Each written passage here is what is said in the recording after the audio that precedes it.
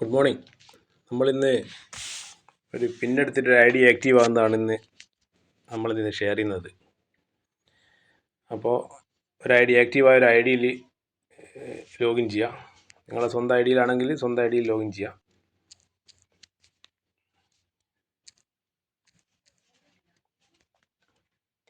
I D number, password, അതേപോലെ തന്നെ അവിടെ കാണുന്ന ഒരു കോഡ് അടിച്ചു കൊടുത്തു കഴിഞ്ഞിട്ട് ലോഗിൻ ചെയ്ത് കഴിഞ്ഞാൽ അതിൽ പിന്നെ എടുക്കാൻ വേണ്ടി പോകുന്ന മെനു 4-ലാണ്.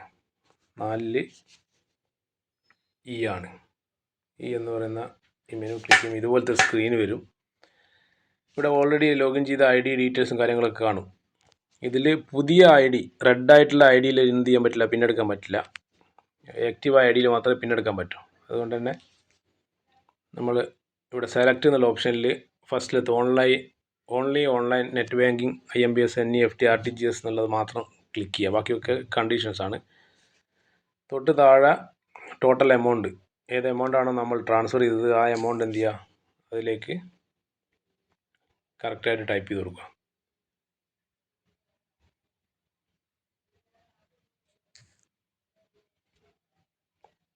ഇതിൽ ഞാൻ അയച്ചിരിക്കുന്ന എമൗണ്ട് 10,700 ഈ സ്ലിപ്പ് കാണുന്ന ഇങ്ങനൊരു സ്ലിപ്പ് വേണം നമ്മുടെ കയ്യിൽ, ട്രാൻസാക്ഷൻ സ്ലിപ്പ്. അത് ഓരോ ബാങ്കിനും ഓരോ ടൈപ്പ് ആയിരിക്കും. ഇത് SBIയുടെ ആണ്. ഈ IMPS എന്ന് പറയുന്ന നമ്പറില്ലേ താഴെയല്ലേ, 433823952313, ആ നമ്പർ നോട്ട് ചെയ്ത് വെക്കണം. നമ്മുടെ ട്രാൻസാക്ഷൻ നമ്പർ അതാണ്.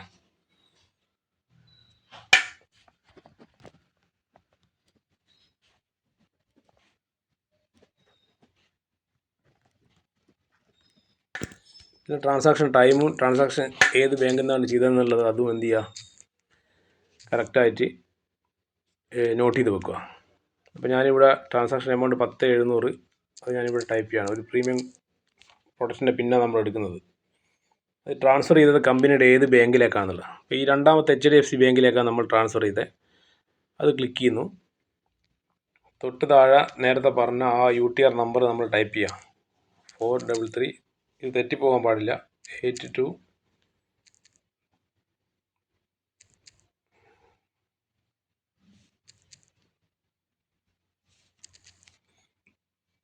തൊട്ട് താഴെ ഡേറ്റ്. ഞാനിത് ഇന്നലെയാണ് ട്രാൻസ്ഫർ ചെയ്തത്, അതുകൊണ്ട് ഞാനിത് 3-ാം തീയതി ഡേറ്റ് മാറ്റി.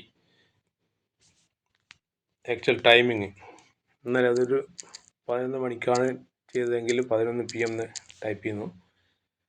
ബാങ്ക് നെയിം, ഏത് ബാങ്ക്, നമ്മുടെ ഏത് ബാങ്കിൽ നിന്നാണോ നമ്മൾ ട്രാൻസ്ഫർ ചെയ്തത്.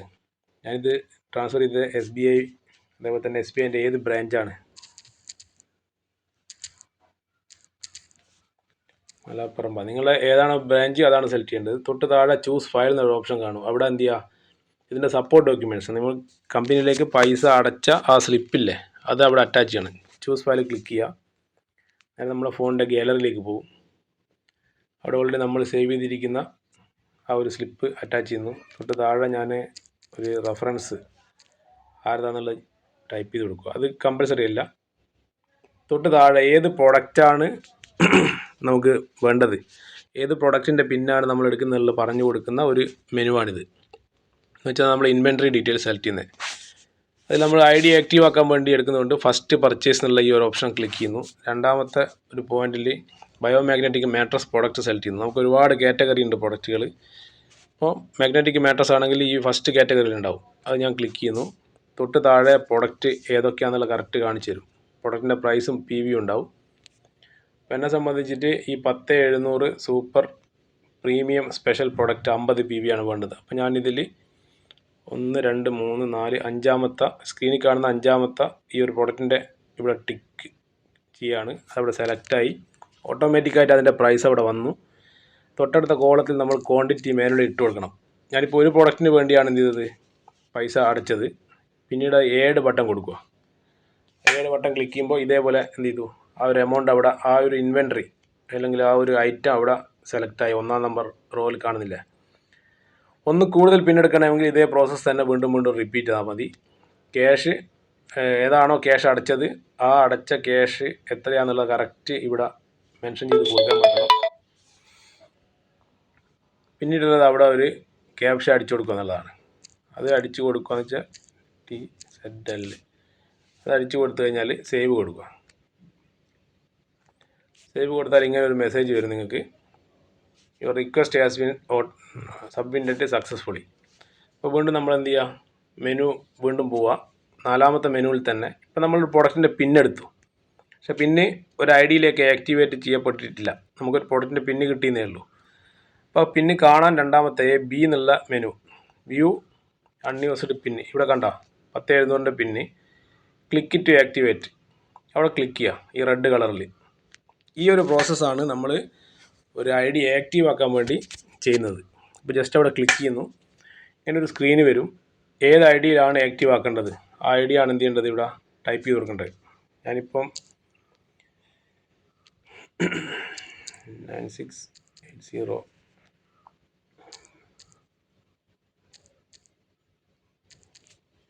ഐ ഡി ടൈപ്പ് ചെയ്ത് തൊട്ട് താഴെ ആ ഗ്രേ കളറുള്ള ടേബിൾ ഒന്ന് ക്ലിക്ക് ചെയ്ത് കഴിഞ്ഞാൽ അവിടെ പേര് വരും, ആ ഡിസ്ട്രിബ്യൂട്ടർ പേര് വന്നു. എന്നുവെച്ചാൽ നമ്മളിപ്പോൾ അടിച്ചു വെച്ചിരിക്കുന്ന പുതിയ ഐ ഡി ഉണ്ടല്ലോ, ആ ഐ ഡീൻ്റെ ഡീറ്റെയിൽസാണ് അവിടെ വരുന്നത്.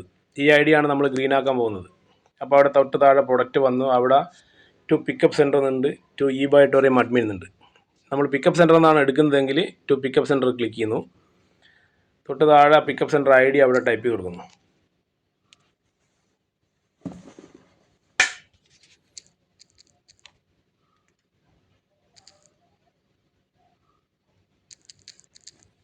തൊട്ട് താഴെ ഒന്ന് ക്ലിക്ക് ചെയ്യുന്ന സമയത്ത് അവിടെ പിക്കപ്പ് സെൻറ്ററിൻ്റെ പേര് വരും. ഓക്കെ, തൊട്ട് താഴെ I want 1 quantity single bed size premium. കാരണം ഇത് ചിലപ്പോൾ നമ്മൾ ഇത് സിംഗിളിലാണ്, നമ്മൾ ഫാമിലി പാക്ക് എടുക്കുന്നെങ്കിൽ ഇവിടെ 2 ഓപ്ഷൻ ഉണ്ടാവും. നമുക്ക് 2 പീസ് സിംഗിൾ വേണോ, അല്ലെങ്കിൽ ഒരു 6.5 സൈസിലുള്ള 2 വേണോ, അല്ലെങ്കിൽ 6.5 സൈസിലുള്ള ഒരു ഡബിൾ കോട്ട് മാട്രസ് ബെഡ് വേണോ എന്നുള്ളത് ഇവിടെ ചോദിക്കും. ഇത് സിംഗിൾ ആയതുകൊണ്ടാണ് ഇത് മാത്രം കാണിക്കുന്നത്. ജസ്റ്റ് ക്ലിക്ക് ചെയ്യുന്നു, തൊട്ട് താഴെ ഇത് ഡെലിവറി പിക്കപ്പ് സെൻറ്റർ എങ്ങനെ ചെയ്യണമെന്ന് പറയുന്നതാണ്. അപ്പം ബൈ ഹാൻഡ് ഡെലിവറി, ഞാനിപ്പം ആ പിക്കപ്പ് സെൻറ്ററിൽ നിന്ന് പ്രൊഡക്റ്റ് എടുക്കുന്നതുകൊണ്ട് ബൈ ഹാൻഡാണ്, അത് സെലക്ട് ചെയ്യുന്നു, സബ്മിറ്റ് കൊടുക്കുന്നു. ഓക്കെ, ഇതെന്ത് ചെയ്തു, നമ്മുടെ ഐ ഡി ആക്റ്റീവായി. ഇങ്ങനെ ഒരു ഇതിൻ്റെ സ്ക്രീൻഷോട്ട് എടുത്തിട്ട് എന്ത് ചെയ്താൽ മതി, പിക്കപ്പ് സെൻറ്ററിൽ ഇട്ട് കൊടുത്താൽ മതി. ഇപ്പോൾ ആ ഐ ഡി ആക്റ്റീവായി. ആ ഐ ഡിയുടെ ആൾക്ക് എന്ത് ചെയ്തിട്ടുണ്ടാവും, ഒരു മെസ്സേജ് പോയിട്ടുണ്ടാവും. ഓക്കെ, ഇനി പിക്കപ്പ് സെൻറ്ററുകാരൻ പിന്നെ ചെയ്യേണ്ടത് അതും കൂടി ഇതിൻ്റെ കൂടെ തന്നെ എന്ത് ചെയ്യുക, പറഞ്ഞു പോവാം. പിക്കപ്പ് സെൻറ്റർ ഐ ഡി ഉള്ള ആൾ എന്ത് ചെയ്യണം, ഇത് ഡിസ്ട്രിക്റ്റ് പിക്കപ്പ് സെൻറ്ററിലേക്ക് എന്ത് ചെയ്യണം, അയച്ചു കൊടുക്കണം. അപ്പോൾ അതിൻ്റെ ഒരു പ്രോസസ്സും കൂടി ഇതിൽ തന്നെ പറയാം.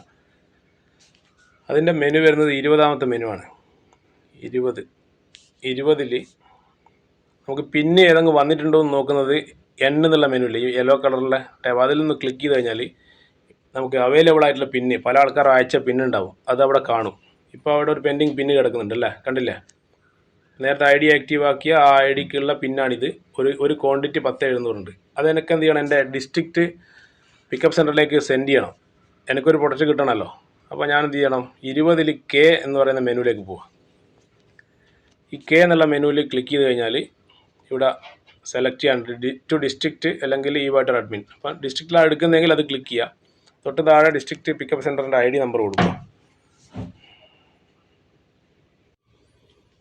നമ്മളവിടെ സെലക്ട് ചെയ്തു, district pickup centre I D അവരുടെ നിന്ന് വാങ്ങിക്കുക. ഇത് പിക്കപ്പ് സെൻറ്ററുകാർക്കുള്ളതാണ്, സാധാരണ ഡിസ്ട്രിബ്യൂട്ടർക്ക് ഇതിൻ്റെ ആവശ്യമില്ല.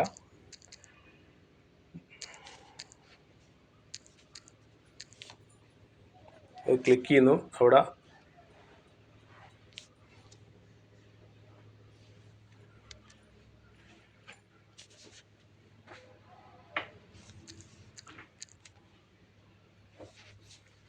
കറക്റ്റായിട്ട് ആ പിക്കപ്പ് സെൻറ്റർ ഐ ഡി എന്ന് വെച്ചാൽ ഡിസ്ട്രിക്റ്റ് ഫ്രാഞ്ചൈസീൻ്റെ പിക്കപ്പ് സെൻറ്റർ അല്ലേ, ആ ഐ ഡി അടിച്ചു കൊടുത്താൽ ഇതുപോലെ ഐ ഡി പേര് വരും. ബൈ ഹാൻഡ് ഡെലിവറി സെലക്ട് ചെയ്യുന്നു, അവിടെ അഡ്രസ്സൊക്കെ അവരെ തന്നെ ആയിരിക്കും ഉണ്ടാവുക. ഇത് ഫസ്റ്റ് പർച്ചേസ് പിന്ന്, തൊട്ട് താഴെ നമ്മുടെ അടുത്തുള്ള അവൈലബിൾ പിന്ന് ഏതാണെന്നുള്ള സെലക്ട് ചെയ്ത് കൊടുക്കണം. അപ്പം എൻ്റേത് 10700 നമ്മളിപ്പോൾ എടുത്ത് പിന്ന്, ഫ്രാഞ്ചൈസിയിലേക്ക് വന്നൊരു പിന്ന്. അപ്പോൾ 10700 പിന്ന് എന്ത് ചെയ്തു, 10700 സ്ട്രോങ് പ്രീമിയം ക്ലിക്ക് ചെയ്യുന്നു, തൊട്ട് താഴെ അത് ഇവിടെ ഓട്ടോമാറ്റിക്കായിട്ട് വന്നതുണ്ടോ. ഇത് പിക്കപ്പ് സെൻറ്ററിൻ്റെ ഐ ഡിയിൽ മാത്രമേ ഉണ്ടാവൂ. ഇപ്പോൾ ഒരു പിൻ അവിടെ ഉണ്ട് കാണിച്ചു, തൊട്ട് താഴെ എത്ര പീസാണ്, ചിലപ്പോൾ 5 പീസൊക്കെ ഉണ്ടാവില്ല. അപ്പോൾ എത്ര പീസാണ് ഡിസ്ട്രിക്റ്റിലേക്ക് അയക്കുന്നത് എന്നുള്ളതാണ് അവിടെ ചോദിക്കുന്നത്.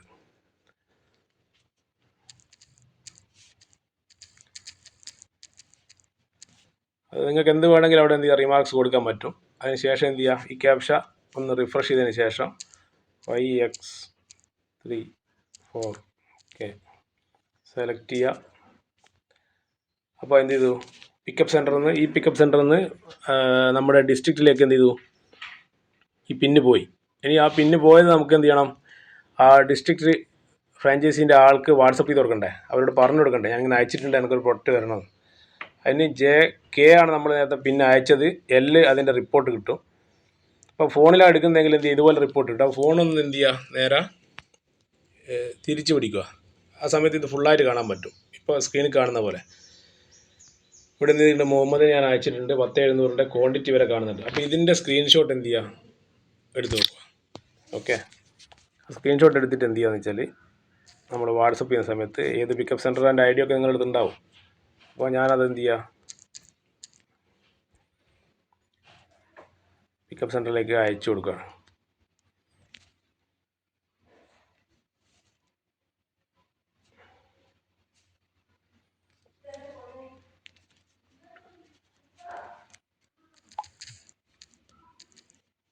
ഓക്കെ, ഇത്രയും പ്രോസസ്സാണ് നമുക്ക് എന്ത് ചെയ്യാൻ വേണ്ടത്. ഒരു പിന്ന് ആക്റ്റീവാക്കി അത് പിക്കപ്പ് സെൻറ്ററിലേക്ക് അയച്ചു കൊടുക്കുന്ന പ്രോസസ്സ് നമ്മൾ ആദ്യം കഴിഞ്ഞു. രണ്ടാമത് പിക്കപ്പ് സെൻറ്റർ ID ഉള്ള ആൾ, പിക്കപ്പ് സെൻറ്റർ IDയുടെ ഓണർ, അവർ ഡിസ്ട്രിക്റ്റ് പിക്കപ്പ് സെൻറ്ററിലേക്ക് ഈ പിന്ന് ട്രാൻസ്ഫർ ചെയ്യുന്ന പ്രോസസ്സാണ് ലാസ്റ്റ് നമ്മൾ ചെയ്തത്. അപ്പോൾ ഇത്രയും സിമ്പിളായിട്ട് ഒരു 10 മിനിറ്റിൻ്റെ ഉള്ളിൽ എന്ത് ചെയ്യാൻ പറ്റും, ഈ പ്രോസസ്സൊക്കെ ചെയ്യാൻ പറ്റും.